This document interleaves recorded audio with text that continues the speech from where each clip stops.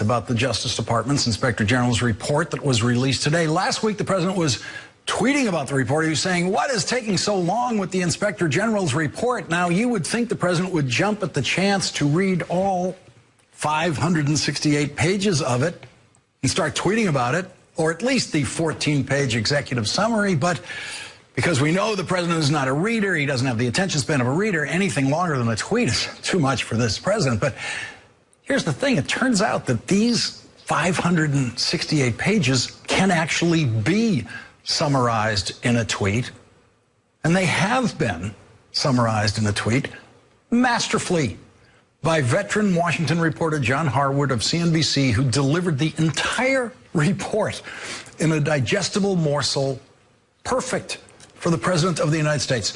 To sum up, Justice Department Inspector General concluded that bias did not affect Clinton email investigation, that FBI had proper reasons for declining to prosecute her, and that the only improper actions influencing the 2016 election were actions that damaged Clinton, not Trump. So if you read one tweet about the Inspector General's report, let it be John Harwood's tweet. The president won't be hearing that perspective from his favorite media outlets. They will be concentrating on the Inspector General's finding that then FBI Director James Comey was wrong to publicly reveal the FBI's findings and recommendations in their investigation of Hillary Clinton's State Department email, and that James Comey should have deferred to the Attorney General's judgment about how to handle that information publicly, if at all. The funny thing about that, though, is that the only politicians who were really, really happy about the way James Comey handled the investigation during the campaign were Republicans. He talked about extremely careless. She was extremely careless. That's a tremendous word. Just look at what the FBI director said about her. Her misconduct is a disgrace and an embarrassment to our country.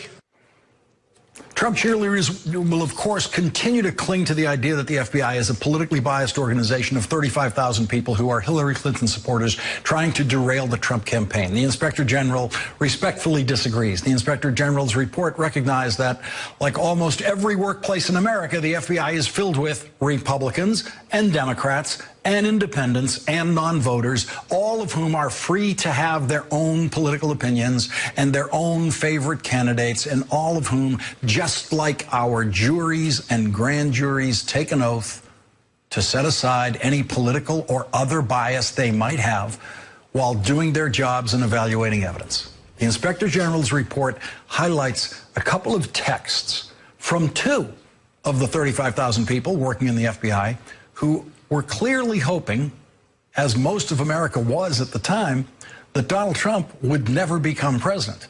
On August 8th, 2016, FBI lawyer Lisa Page texted FBI agent Peter Strzok, who she was romantically involved with then, "Trump's not ever going to become president, right?" Strzok responded, no, he's not. We'll stop it. That is the smoking gun as far as the president's cheerleaders are concerned, proving how wildly out of control and biased the FBI is. The FBI was trying to stop the Trump election. The president's cheerleaders will never tell you what the Inspector General's report says about that text exchange on page 404. The Inspector General says, when asked about this text message, Strzok stated that he did not specifically recall sending it, but that he believed that it was intended to reassure Page that Trump would not be elected, not to suggest that he would do something to impact the investigation. Strzok told the OIG that he did not take any steps to try to affect the outcome of the presidential election in either the mid-year Clinton investigation or the Russia investigation. Strzok stated that had he or the FBI in general actually wanted to prevent Trump from being elected, they would not have maintained the confidentiality of the investigation into alleged collusion between Russia and members of the Trump campaign in the months before the election. Page similarly stated that although she could not speak to what Strzok meant by that text message, the FBI's decision to keep the Russia investigation confidential before the election shows that they did not take steps to impact the outcome of the election.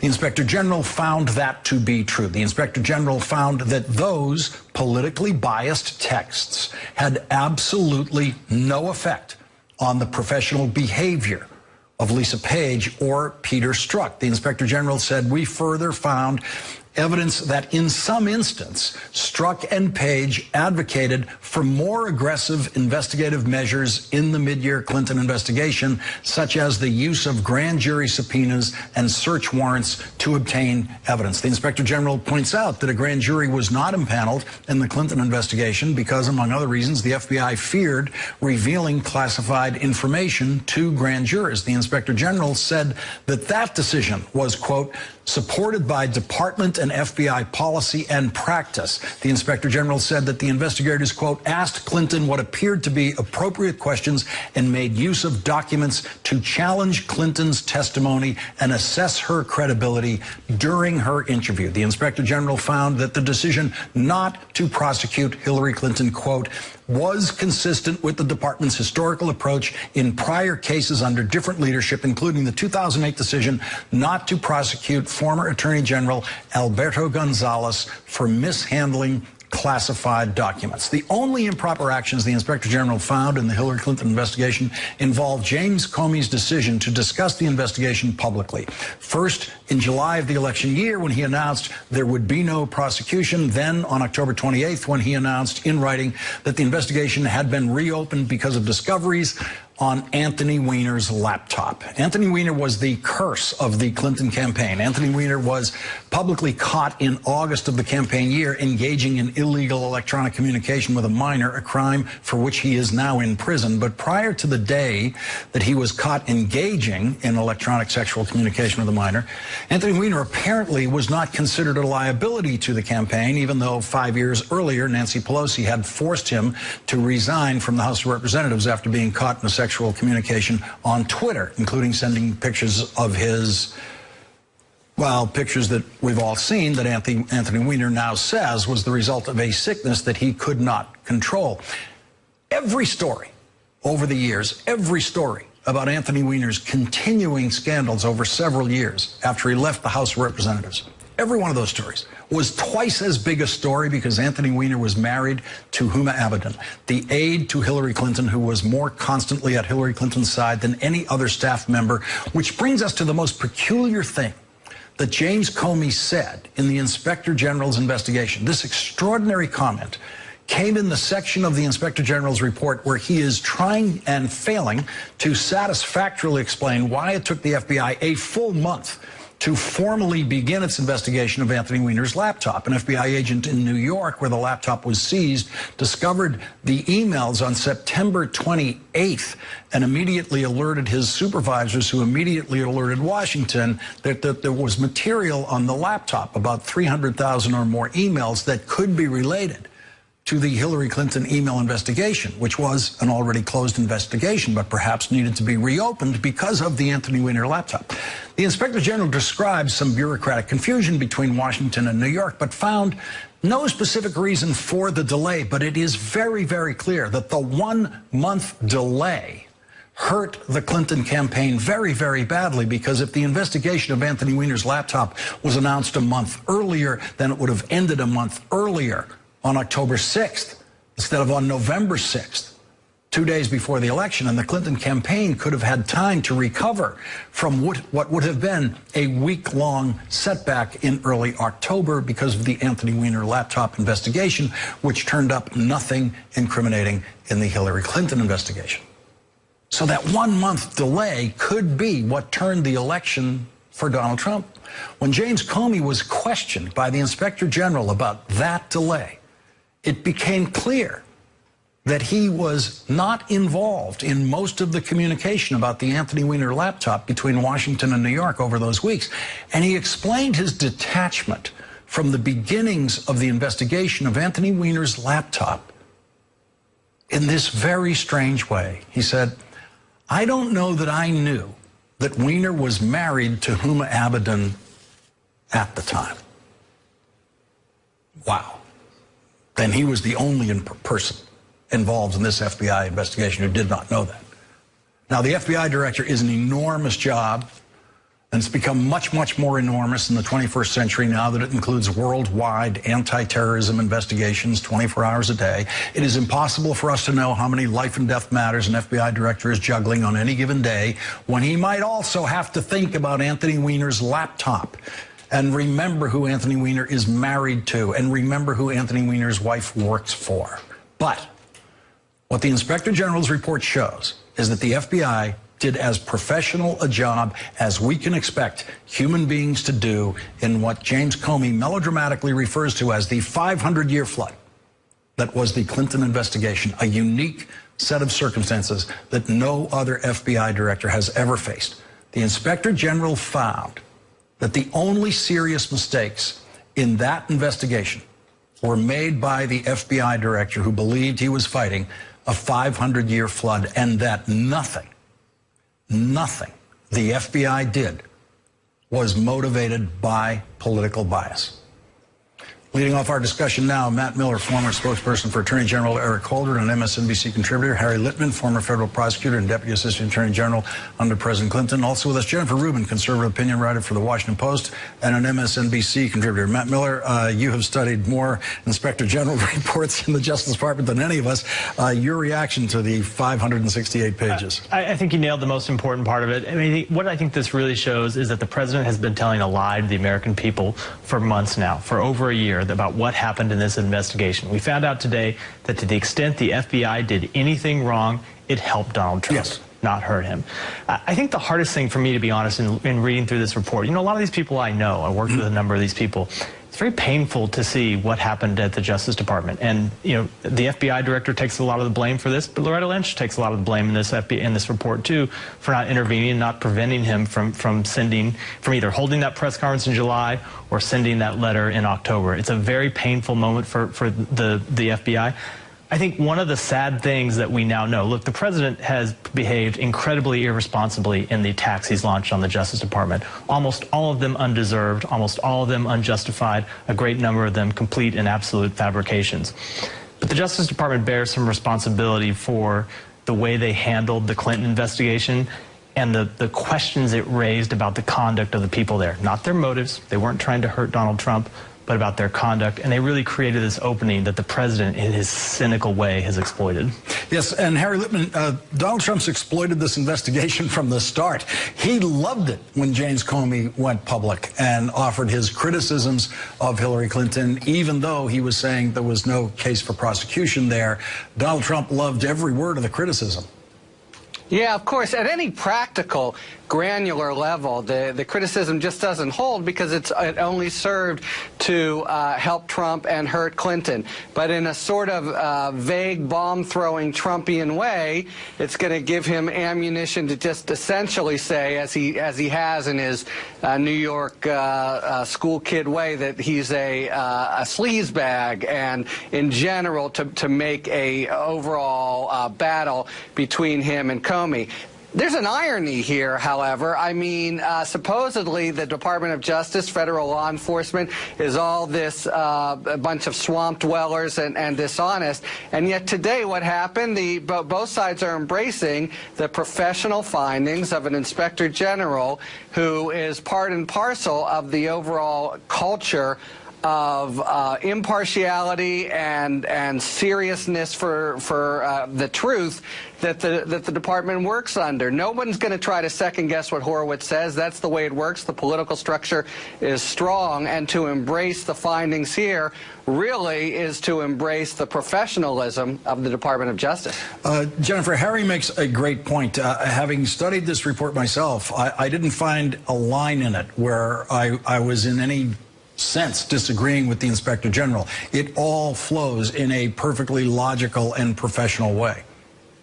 It does. It is comprehensive, I think. I think it's somewhat balanced, if we can use that word. Balance is not always appropriate in these. The one complaint that I had was the issue of the emails between FBI officials, FBI agents. They do have First Amendment rights. They shouldn't have been using the email that belonged to the department, but then James Comey also used email for personal use. But they are allowed to have political views. They are allowed to discuss things with their friends. And frankly, looking at those emails, they could have been sent by you or me or Matt or many other people in the United States. And I don't quite see the fervor, the reason for the fervor behind the Inspector General's condemnation of those employees. That would be my one caveat. I would like to say, however, that with respect to Comey, what Comey did was not lie, was not an issue of making stuff up.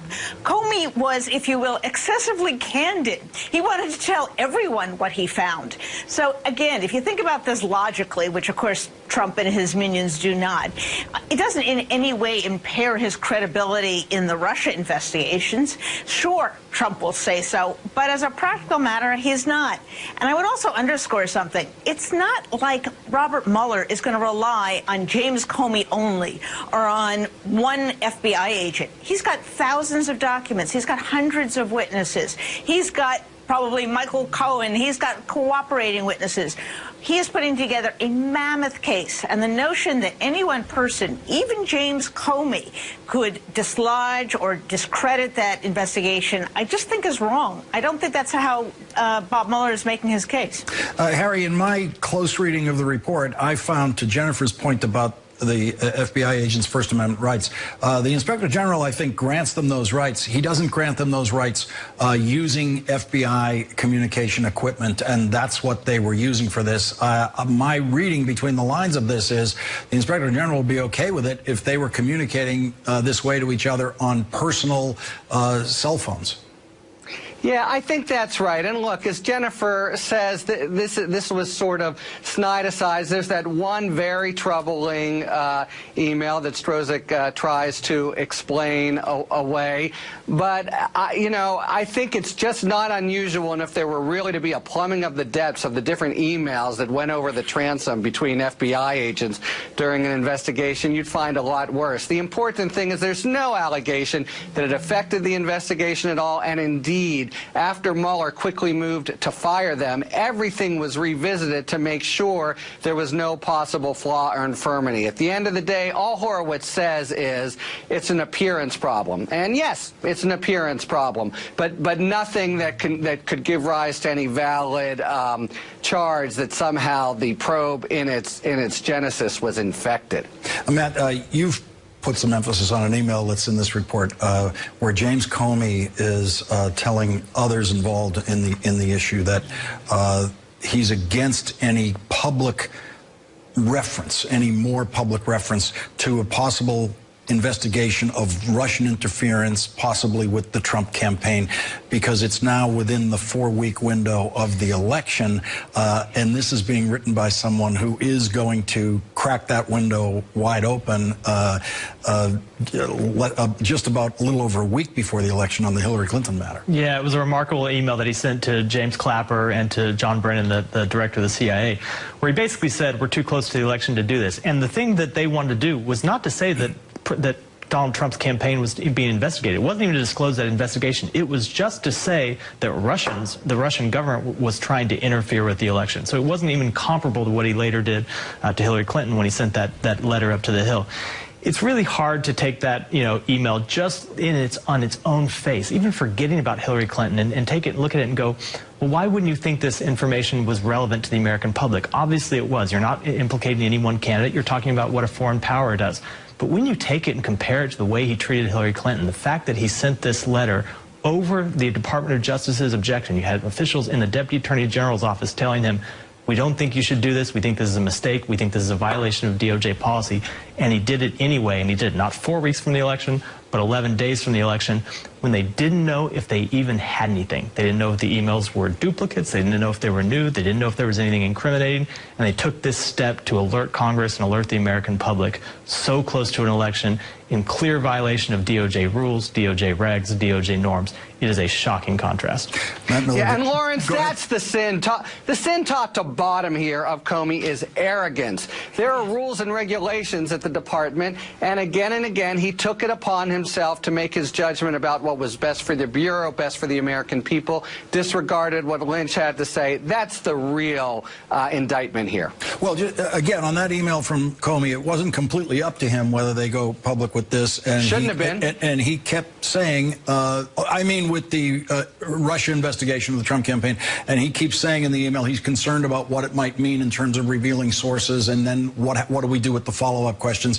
They make sense as a bunch of questions to ask in that situation. You can see the cross currents that are in every single thing that James Comey has to consider throughout this investigation. But the irony is so profound that he is being so ultra careful at that 4-week point over the Russia investigation.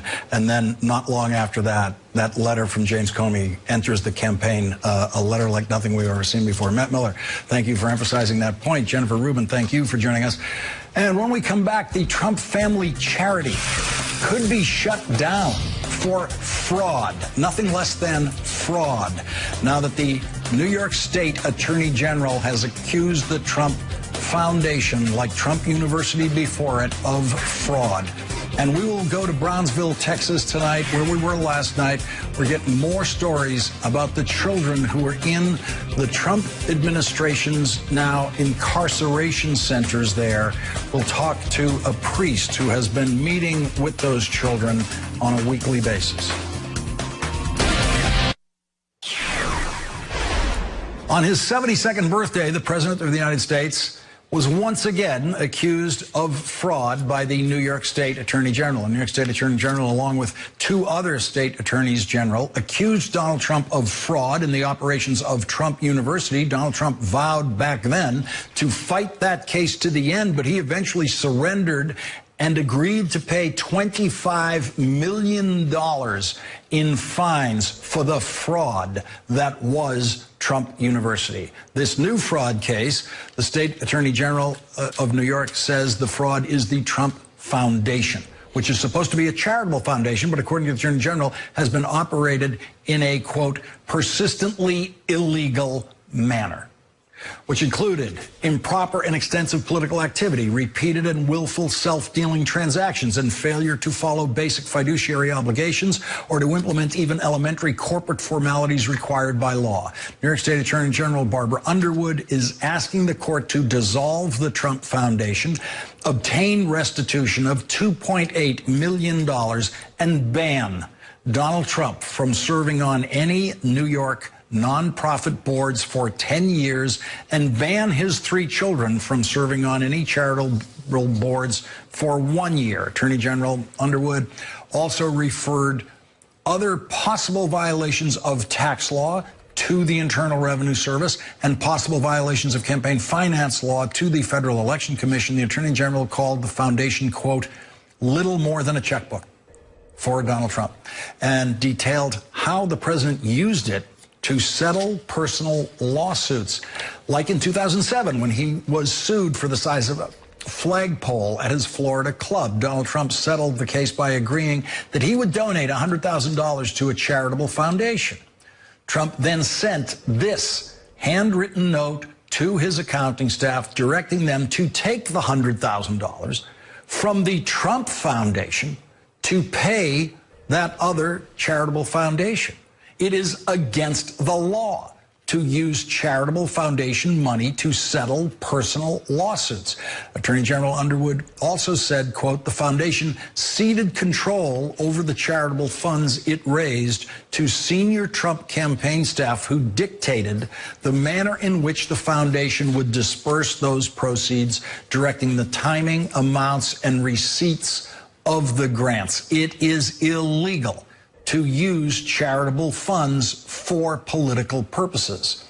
Very little of the money in the Trump Foundation came from anyone named Trump. Hundreds of thousands of dollars in the Trump Foundation came, for example, from contributions by NBC when Donald Trump had a television show on NBC. David Fahrenthold of the Washington Post won a Pulitzer Prize for his reporting during the presidential campaign, in which he found Donald Trump's contributions to his foundation to be actually zero for 8 years before the presidential campaign.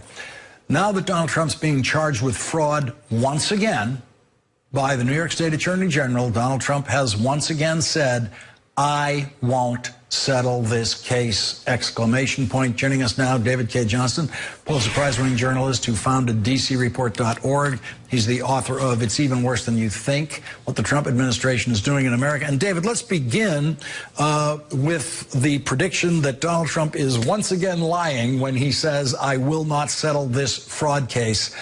There's nowhere else for him to go eventually than settling this case. Somewhere down the road, Donald will settle this, but I think the filing by the Attorney General of New York today makes it very clear that Donald Trump and his family meet the Justice Department's standards for prosecution for tax crimes.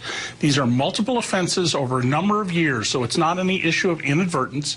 It's flagrant, and it meets the standard of what is called general deterrence. You prosecute people who will get attention to violations of the tax law to deter others. And it seems to me entirely appropriate, especially given that Donald Trump in the past has confessed to being a sales tax cheat, has had 2 income tax fraud trials.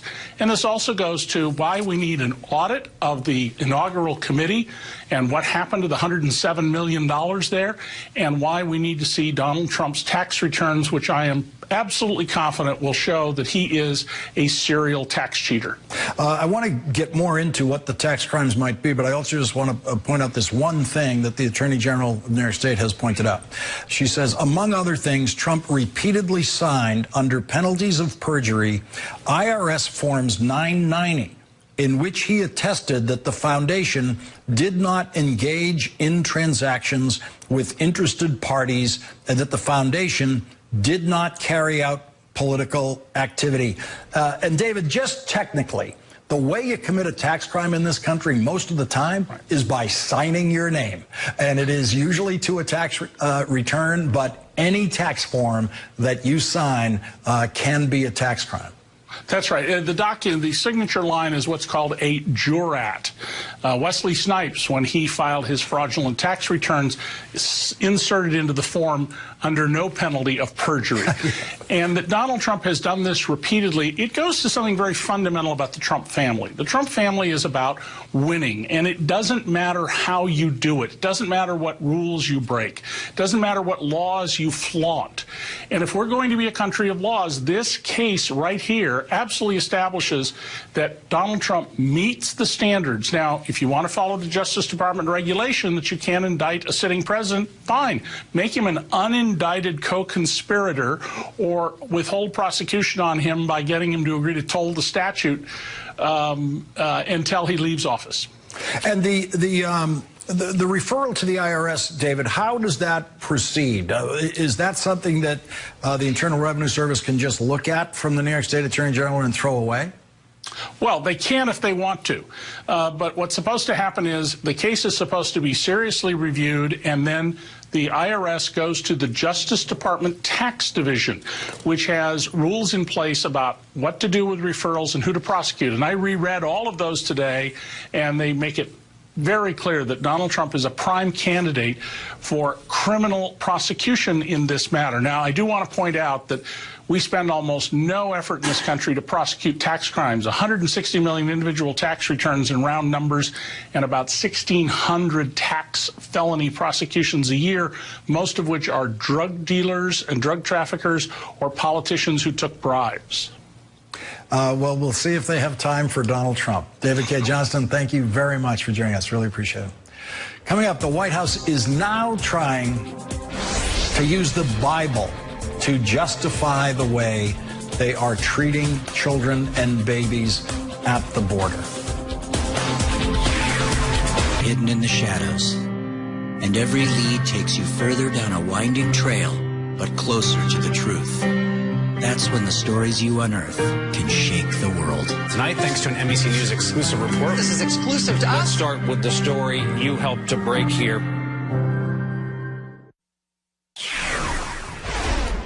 A picture is worth 1,000 tears. In New York, we woke up this morning to this picture on the front page of the New York Times with the caption, "A 2-year-old Honduran girl cried as her mother was searched near the U.S.-Mexico border." There are 3 human beings in that picture that you can identify with. There's the crying 2-year-old, there's the mother being searched, and there's the Border Patrol agent who is changing the lives of that mother and her 2-year-old girl. The Trump administration sees only one person in the photograph who is doing the right thing, the morally correct thing. I can say that it is very biblical to enforce the law. That is actually repeated a number of times throughout the Bible.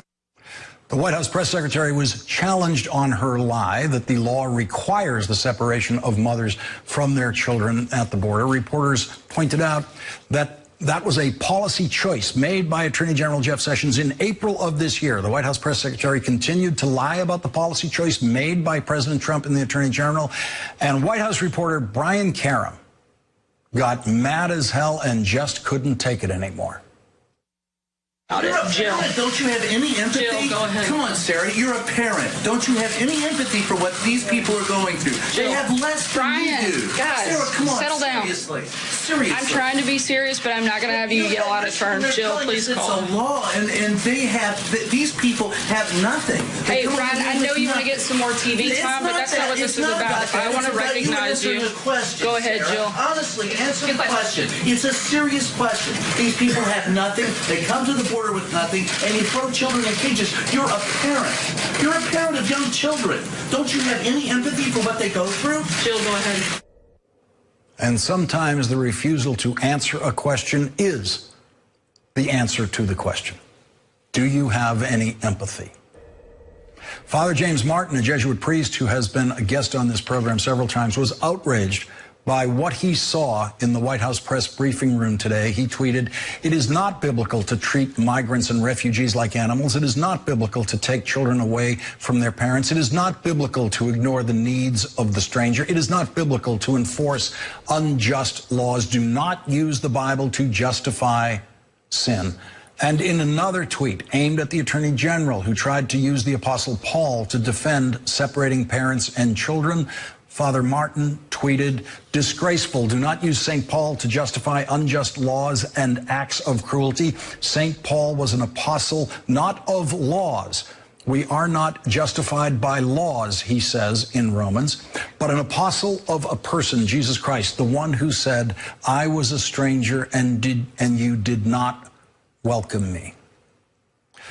Father Anthony O'Connor will join us next from Brownsville, Texas. He is at that facility that we visited last night, and Father O'Connor has visited with many of the boys in that facility every week. We'll be right back with Father Anthony O'Connor.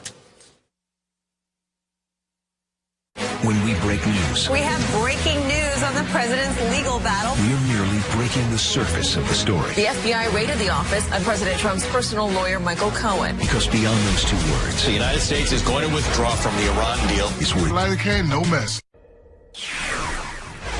There are almost 1,500 boys between the ages of 10 and 17 years old that are going to sleep in there tonight. At 9 o'clock, the lights go out. And it's essentially a prison or a jail without cages or cells for these young boys. Joining our discussion now from that same facility that Jacob Soboroff showed us last night on this program, Father Anthony O'Connor, who is the pastor of a nearby Catholic church in Brownsville, Texas. Father O'Connor, thank you very much for joining us tonight. I understand that you've been visiting with the boys in that facility on a regular basis. What can you tell us about their experience there? Well, they also come, good evening, Lawrence, they also come to our parish Monday, Wednesday and Friday, groups of 30, and also on Sundays they come as well as some girls from another refuge centre and also from another mixed group. So we see a lot of them in our parish as well, and the people like that very much. And what are they telling you about their experience both at the border and how they got to that facility and what it's like in that facility? We don't really talk much about that. When they talk, they're more concerned about talking from where they've come from, and because when they come here to Brownsville, they have come a long way and they've been through a lot, and they're in the refuge centre and waiting for their process, which can take about 6 weeks or 7 weeks. And so they've got a lot of time to think, even though they are well looked after.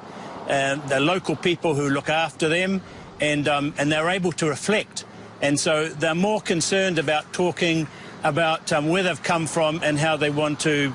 They're sorry for the things that maybe they've done in family, and that they want to make a new start, you know, and that's what they talk about. And these are, as Jacob told us last night, these are generally boys about 10 to 17. What do we know about any other facilities that might be housing girls or younger children, the 2-year-olds, for example? Yes, well, the younger girls were in a refuge centre just down the road from where I am now, but they were shifted out to another refuge centre over on the southern part of the city, and they also come on a Sunday, and they're really lovely girls, and they enjoy coming. And so I think, from what we understand from the CEO, that this place just up the road is being remodeled and extended to be able to have these toddlers, as they say. Father O'Connor, go ahead.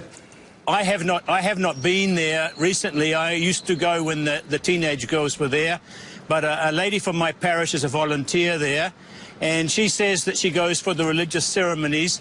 At the beginning, we don't know how many are there at this stage, but at the beginning, the boys and the girls would come to the religious ceremony, and then now only the boys come.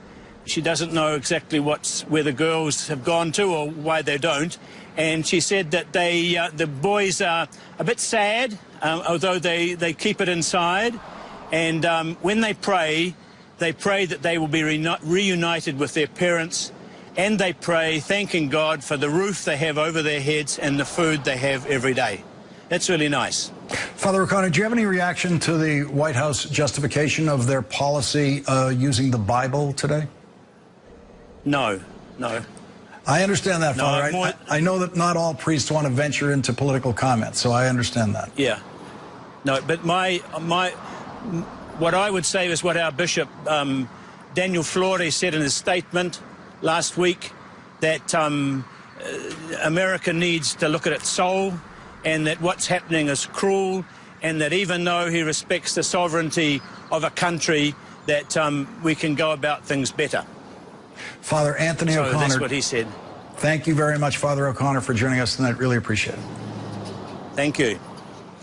Coming up, every once in a while, we just have to stop. We have to stop and stare at just how deeply perverse a liar the President of the United States is. And this is the week that on his way back from his meeting with the North Korean dictator, the President lied about American soldiers killed in the Korean War. There are liars, there are pathological liars, and there is Donald Trump. Donald Trump's lying is so routine, and the news media knows that it is so routine, that everyone has, to varying degrees, gotten used to it. It has always been impossible for any interviewer of Donald Trump to keep up with the lies that he tells at very high speed in every interview.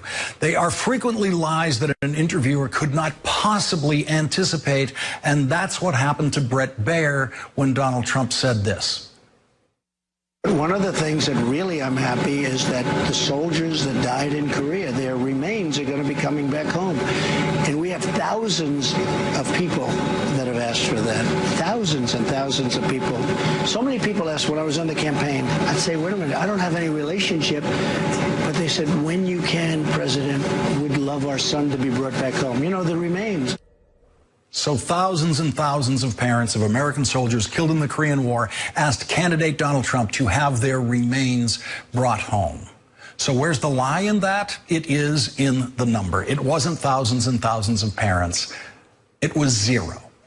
That never happened. Donald Trump never met a single parent of an American soldier killed in the Korean War during the presidential campaign. The Washington Post estimates that most parents of a soldier killed in the Korean War would have been between 102 and 111 years old during the Trump presidential campaign. In other words, most of them were not alive during the presidential campaign, and the ones who might be alive were not fighting their way to the front of a rope line to talk to Donald Trump. He will lie about anything and everything. Nothing is sacred to him. And every once in a while, we just have to stop. We have to pause over that because it is a national emergency. It is something we have never seen before. And it is something we must never get used to. Imagine what would happen if any Democrat, even any other Republican, lied about the parents of America's military who were killed in action, sharing their grief with them. Donald Trump is trying to steal the grief of the now dead parents of soldiers killed in the Korean War and pretend that he shared their grief with them and that he accomplished something for them when talking to the North Korean dictator who has reportedly charged the United States $1 million every time he has allowed the returns of the remains of a single American soldier. Stealing grief is a Donald Trump specialty. Here he is lying about losing friends of his on 9/11 during the presidential campaign. I lost hundreds of friends. The World Trade Center came down during the rain. He kept us safe. That's not safe. Hundreds of friends. When I saw that, I immediately tweeted that Donald Trump was lying when he said during the South Carolina debate that he lost hundreds of friends. And so the next day on Meet the Press, Donald Trump reduced his claim from hundreds of friends to many, many friends. I was there. I lost many, many friends in that tragedy. That was the worst tragedy in the history of this country, worse than Pearl Harbor. And when I saw that, I immediately tweeted that that was a lie, too. Donald Trump did not lose many, many friends. But Donald Trump was telling so many lies then, as he is now, that no one caught up with that one. A few days later, Michael Daley in the Daily Beast was the only other member of the news media to report on Donald Trump's lie about losing hundreds of friends on 9/11. Again, the lie is in the number. And the real number, again, is zero. Donald Trump lost zero friends on 9/11. Donald Trump attended zero 9/11 funerals. Donald Trump stole the grief of hundreds of families who lost a loved one on 9/11 and tried to make it his own for political reasons. That is how deep and perverse Donald Trump's lying is. Donald Trump's lying is worse. It is uglier than any other public liar in American history. And this week he lied for political advantage about the families of the Korean War dead in the same breath that he praised the North Korean dictator who holds on to power in North Korea through murder and torture and terrorizing the entire population of North Korea. You are never going to see a satisfying interview of Donald Trump, an interview where he is successfully challenged on every lie, because Donald Trump will never submit to an interview where that could possibly happen. And the news media is never going to be able to keep up with all of Donald Trump's lies after he tells them. And so you as a citizen have a new job. You must protect yourselves from the lies of Donald Trump. You must do your own homework to expose Donald Trump's lies to yourself and your family and your friends and your fellow citizens. The President of the United States is a deeply sick, pathological, and perverse liar who will lie about anything at any time, and that changes utterly the nature of your job as a citizen.